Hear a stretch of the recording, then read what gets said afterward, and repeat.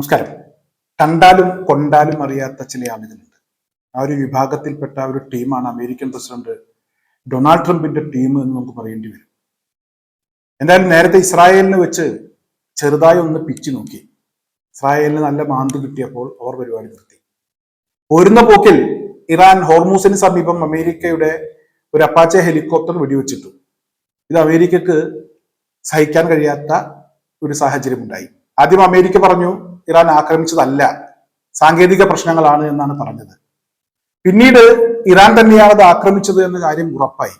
ഇത് ലോകമറിഞ്ഞതോടുകൂടി നാണക്കേടായി. ഇറാനിലെ 2 ജലസംഭരണികൾ America bomb വെച്ച് തകർത്തു. ഇറാൻ മുക്കും മൂലയിലും ഒക്കെ കയറി അങ്ങ് നിരങ്ങി. ഇപ്പോൾ അമേരിക്കയുടെ മിഡിൽ ഈസ്റ്റിലെ ഒരു പൊടി പോലും കണ്ടെടുക്കാനില്ലാത്ത ഒരു അവസ്ഥയിലേക്ക് പോയി എന്ന വിവരങ്ങളാണ് പുറത്തു വരുന്നത്. മിഡിൽ ഈസ്റ്റ് വിടാതെ ഇനി അമേരിക്കക്ക് നിലനിൽപ്പില്ല. സമാധാനമായി മിഡിൽ ഈസ്റ്റ് ഭരിക്കാൻ അമേരിക്കക്ക് ഇനി കഴിയില്ല. മിഡിൽ ഈസ്റ്റിലെ വല്യേട്ടൻ ഞങ്ങൾ തന്നെയാണ് എന്ന് ഇറാൻ പ്രഖ്യാപിച്ചു കഴിഞ്ഞു. ആ പ്രഖ്യാപനത്തിനനുസരിച്ച് അവർ ചില പണികളും ഈ കഴിഞ്ഞ ദിവസം ഒപ്പിച്ചു വെച്ചു. ബഹ്റൈനിലെ അമേരിക്കയുടെ ഏറ്റവും വലിയ ഒരു നേവൽ ബേസിന് നേരെ വലിയൊരു ആക്രമണം ഉണ്ടായി. വലിയ നഷ്ടങ്ങളാണ് അമേരിക്കക്ക് ഇവിടെ ഉണ്ടായത് എന്ന വാർത്തയാണ് പുറത്തു വരുന്നത്. അതുപോലെ തന്നെ ജോർദാനിലെ വ്യോമതാവളത്തിന് നേരെയും കുവൈത്തിലെ വ്യോമതാവളത്തിന് നേരെയും വലിയ ആക്രമണങ്ങൾ ഇവിടെ ഇറാന്റെ ഭാഗത്തു നിന്നുണ്ടായി. വലിയ നഷ്ടങ്ങളാണ്. F-35 യുദ്ധവിമാനങ്ങൾ ഉൾപ്പെടെ വലിയ നഷ്ടങ്ങളാണ് അമേരിക്കക്ക് ഈ ഒറ്റ രാത്രി കൊണ്ടുണ്ടായത്. നേരത്തെ ഇസ്രായേലിലേക്കും അത്തരത്തിൽ ഒരു ആക്രമണം ഇറാൻ നടത്തി.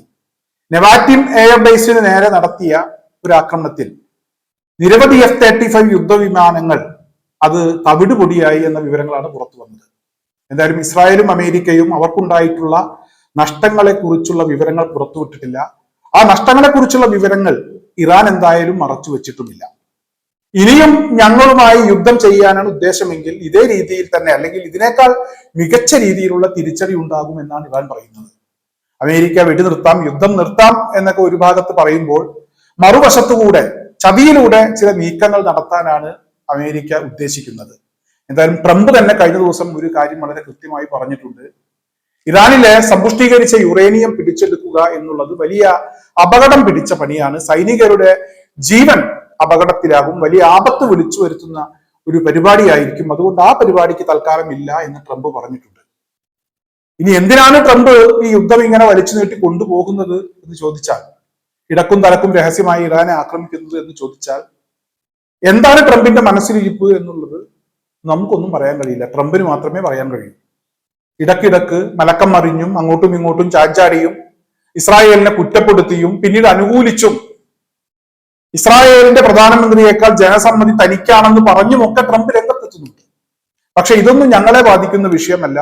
നിങ്ങൾ എവിടെ വേണമെങ്കിലും പോയി പ്രസിഡന്റ് ആകൂ, പക്ഷേ മിഡിൽ ഈസ്റ്റ് ഇവിടുത്തെ കാര്യങ്ങൾ ഞങ്ങൾ നോക്കിക്കോളാം. ഗൾഫ് മേഖലയിലുള്ള നിങ്ങളുടെ ഭരണം അവസാനിപ്പിക്കണം എന്നുള്ളത് തന്നെയാണ് ഇറാന്റെ നിലപാട്. അമേരിക്കയുമായി ചെറിയ ചർച്ചയോ വിട്ടുവീഴ്ചയോ ഒക്കെ ആകുന്നത് കൊണ്ട് ഇറാന് പ്രശ്നമൊന്നുമില്ല. പക്ഷെ ഇസ്രായേൽ എന്ന് പറയുന്ന ആ ഒരു സാധനത്തെ ഈ പരിസരത്തേക്ക് പോലും അടുപ്പിക്കാൻ കഴിയില്ല, അത് ഞങ്ങൾ അനുകൂലിക്കില്ല എന്നവർ തറപ്പിച്ചു പറയുന്നുണ്ട്. എന്തായാലും അവരവരുടെ നിലപാടിൽ ഉറച്ചു നിന്നുകൊണ്ട് മുന്നോട്ട് പോകുന്ന കാഴ്ച തന്നെയാണ് കാണാൻ കഴിയുന്നത്. അമേരിക്കക്ക് തലങ്ങും വിലങ്ങും ഈ കഴിഞ്ഞ ദിവസം അടികൊണ്ടിട്ടുണ്ട്. മുക്കും മൂലയും ഒക്കെ കയറി ഇറാൻ നിരങ്ങിയിട്ടുണ്ട്. പഴയ അൻസ്പയറുടെ ഒരു പരസ്യമുണ്ട്, പൊടി പോലുമില്ല കണ്ടുപിടിക്കാൻ എന്ന ആ ഒരു പരസ്യവാചകം. ഈ ഒരു അവസ്ഥയിലേക്ക് ജോർദാനിലെ ഇറാന്റെ ആക്രമണം നേരിട്ട വ്യോമതാവളം, അതുപോലെ തന്നെ കുവൈത്തിലെ വ്യോമതാവളം ഒക്കെ ഈ ഒരു അവസ്ഥയിലേക്ക് പോയിട്ടുണ്ട് എന്ന വിവരങ്ങളാണ് പുറത്തു വരുന്നത്.